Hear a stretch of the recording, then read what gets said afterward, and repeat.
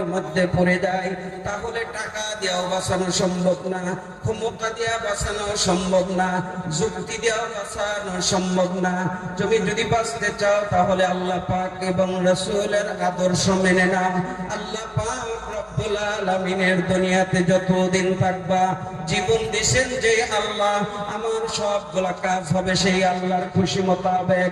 আমার জীবনের ব্যবসা বাণিজ্য, চাকরি বাকরি, ক্ষেত খামার, কৃষি কাজ, চাকরি সব কিছু আওয়াজ করে বলেন কার মোতাবেক হবে?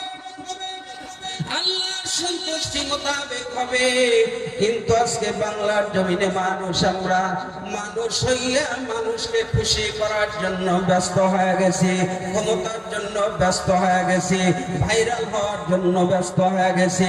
আল্লাহ নবী বলেছেন যে এমন একটা পৃথিবীতে সময় আসবে যে সময় হাজার হাজার কোটি কোটি গুণ মুসলমান থাকবে, তারপরেও বিধর্মীদের সাথে মুসলমান মার খাবে। আল্লাহ নবীর সাহাবীরা বললেন, নবীজি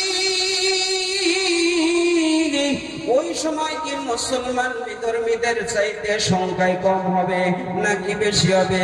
আল্লাহ পয়গম্বর বললেন মুসলমান অনেক অনেক অনেক গুণ বেশি হবে। রাসূল বললেন